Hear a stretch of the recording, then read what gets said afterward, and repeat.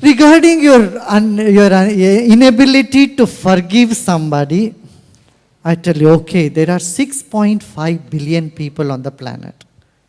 Let us trade now. Don't forgive those 6.5 billion less one people in the world, but just forgive just this one person. You know, inside every culprit, there is a victim crying for help. You must know.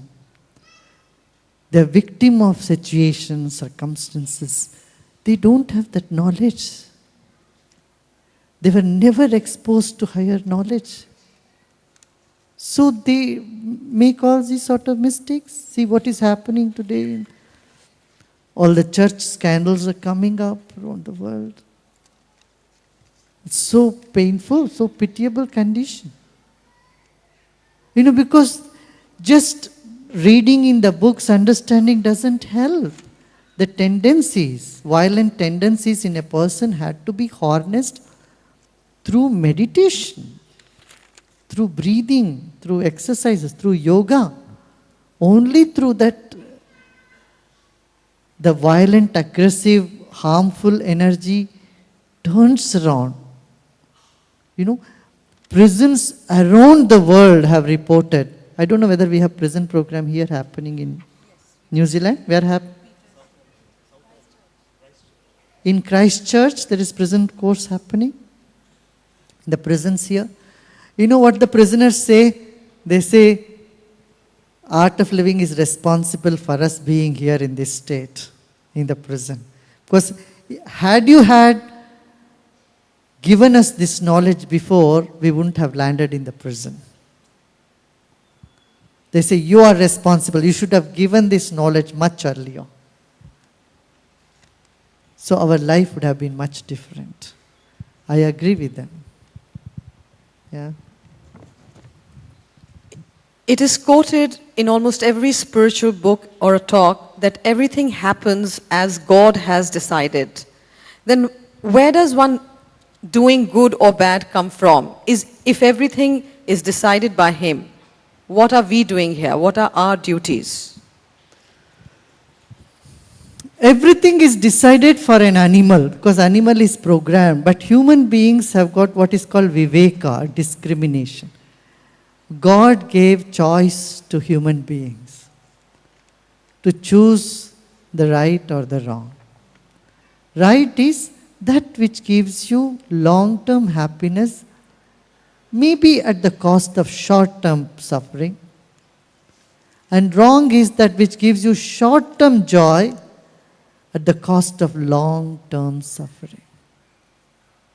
Yeah.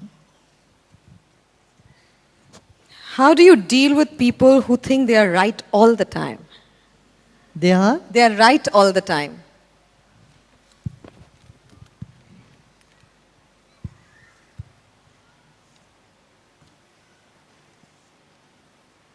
You know, they may be saying that to you, but what do you know? They realize when they take a wrong turn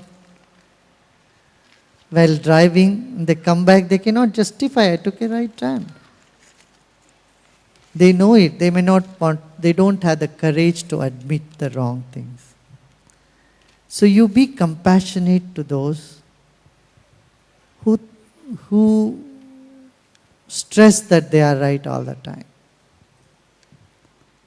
Or they should be really hollow and empty. Then they know it's only right things keep happening through them. Yeah. Guruji, what's the purpose of life and what is the definition of a successful life? One who knows will not tell you. Anybody who tries to tell you, they don't know.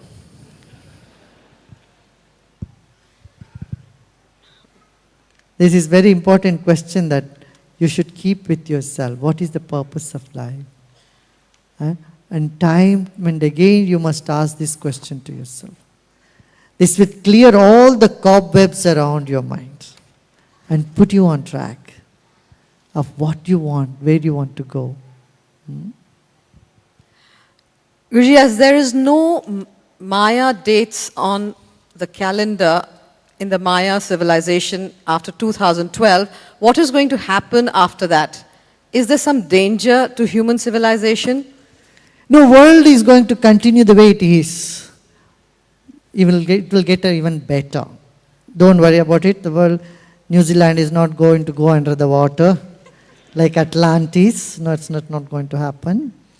Don't worry about it. Yeah? Do you remember in 2000 also people had similar apprehensions? Yeah?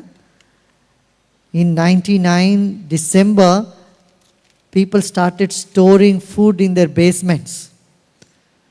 I know families who have stored 6 months food which would last for 6 months under the basement. Milk, powder, grains, thinking the world is going to come to an end. This was in Canada and USA. I had said then also, everything will go on as usual. Now I'm saying it again. There will be shift in the consciousness in people. They would be more spiritual, more humane, more compassionate. And all the pomp and show and consumerism will all take a back seat. That's what I think.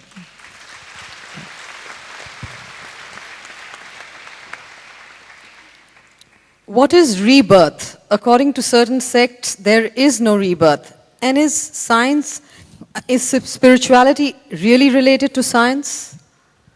Yes, spirituality is knowing who I am. Science is to know what is this. Objective analysis is science. Subjective understanding is spirituality. And they go hand in hand. In the East, they were never in conflict with each other because the paradigm was same. Science says first experience and then understanding, concepts will arise. But whereas Occidental philosophy always said first believe and then you will get an experience one day in the future, which science was not comfortable with. And that's why science and spirituality were always in conflict in the West. But whereas in the East, it was never, because science was always encouraged. In the Bhagavad Gita, it said, Jnana Vijnana Triptatma. You should satisfy yourself through subjective knowledge and Vijnan, scientific knowledge. Both should go together, only then you will find fulfillment in your life. The scientists were never executed in the East all these years. They said first understand the 5 elements, earth, water, fire, air and ether. And then understand mind, intellect and ego. And then comes the spirit. And beyond the individual self, then comes the divinity. So understand these elements. This is the procedure that was followed in the East.